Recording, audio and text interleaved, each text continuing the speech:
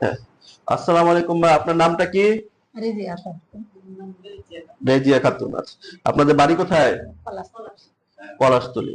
এখন আপনি যখন আমার কাছে আসছিলেন তখন আপনার কি সমস্যা ছিল বা কেমন লাগতেছিল বলতে পারবেন? আপনার মনে আছে?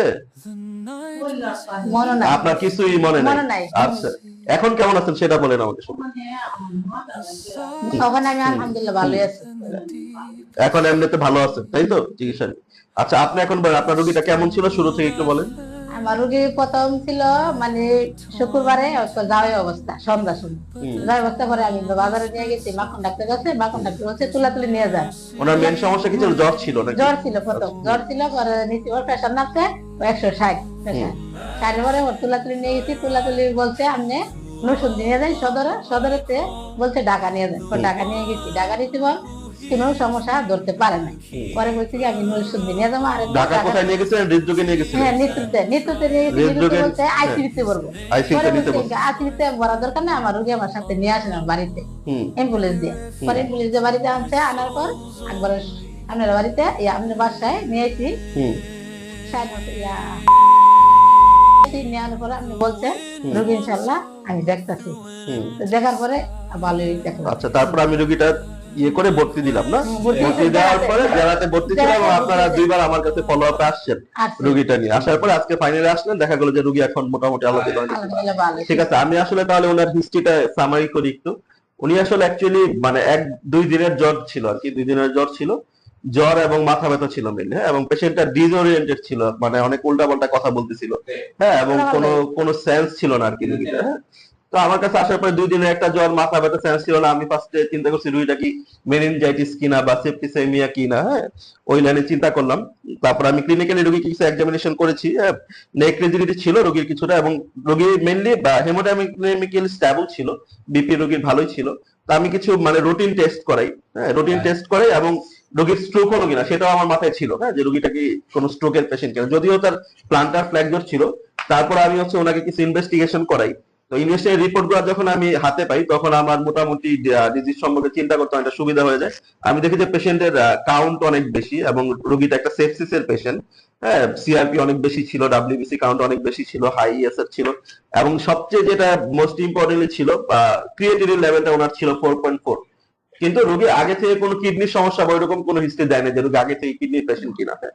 তো যেহেতু একটা পেশেন্টের সেপ্টিসেমিয়া এবং কিডনি পয়েন্ট হঠাৎ করে অনেক বেশি বেড়ে গেছে, হ্যাঁ, এবং মোস্ট ইম্পর্টেন্ট রোগীটা মানে উল্টাপাল্টা কথা বলতেছিল, তো যেহেতু রোগীর কিডনি পয়েন্ট অনেক বেশি, আমি চিন্তা করলাম যে এখানে রোগীর ইউরিমিয়া ডেভেলপ করলো কিনা। আমি ব্লাড ইউরিয়া করলাম, দেখলাম ব্লাড ইউরিয়াও অনেক বেশি।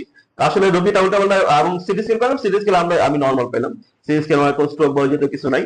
তো সেপ্টিসেমিয়া লাইনে চিন্তা করে এবং ওনার পেশেন্টের সেপ্টিসেমিয়ার জন্য একেআই ডেভেলপ করে সেই লাইনে চিন্তা করে আমি রোগীকে আল্লাহ যেহেতু ট্রিটমেন্ট দেই, যদিও রোগীটা হচ্ছে আইসিইউ তে নেওয়ার মতোই একটা পেশেন্ট ছিল, কিন্তু রোগীর যেহেতু আর্থিক সামর্থ্য ছিল না এবং ঢাকা থেকে অলরেডি একবার ঘুরে আসছে, আবার দ্বিতীয়বার ঢাকা যাওয়ার মতো অবস্থা ছিল না। তো আমি ওনাদেরকে বলি যে আপনারা এখানে জেলা হাসপাতালে ট্রিটমেন্ট নেন, আমি একটা ট্রিটমেন্ট লিখে দিই, হ্যাঁ। এবং হচ্ছে আমি আরেকটা জিনিস খেয়াল করি যে রোগীটা এটা কি ডায়ালিসিসের পর্যায়ে যাচ্ছে কিনা। কারণ ডায়ালিসিস পর্যায়ে গেলে দেখা যায় কিছু সিমটম থাকে, রোগীর ফ্লুইড ওভারলোড হয় অনেক সময়, হাইপারক্যালেমিয়া থাকে, মেটাবলিক অ্যাসিডোসিস ডেভেলপ হয়। এই ক্ষেত্রে আমরা অনেক সময় চিন্তা করি যে না, বা হচ্ছে ধর মেডিকেল ম্যানেজমেন্ট যখন ফেল করে তখন দেখা যায় রোগীর অনেক সময় ডায়ালিসিসে যাওয়া লাগে আর কি।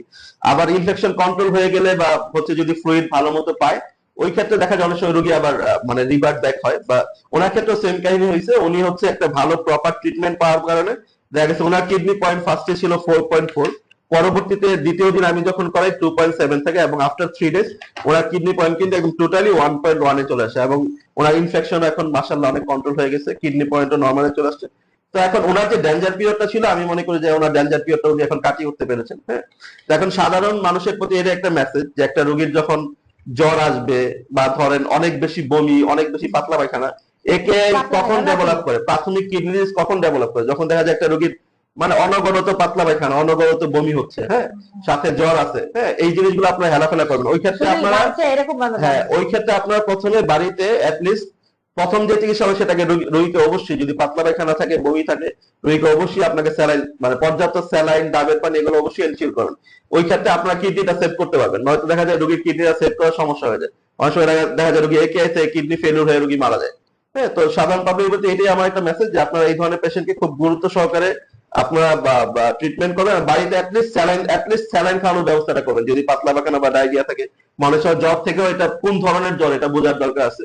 তো আপনারা এই ধরনের রোগীদের ক্ষেত্রে হেলাফেলা না করে অতি দ্রুত চিকিৎসকের শলাপরামর্শ নিবেন, এবং সঠিক চিকিৎসা পেলে আশা করি রোগীরা সুস্থ হবে ইনশাআল্লাহ। ধন্যবাদ।